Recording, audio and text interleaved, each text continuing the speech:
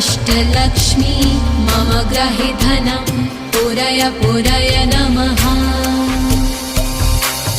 ॐ ह्रीं श्रीं क्लीं श्रीं कुबेराय अष्टलक्ष्मी मम ग्रहे धनं पुरय पुरय नमः।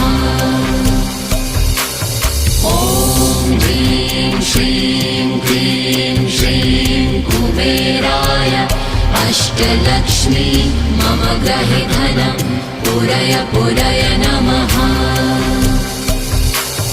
ॐ ह्रीं श्रीं क्लीं श्रीं कुबेराय अष्टलक्ष्मी मम ग्रहे धनं पुरय पुरय नमः।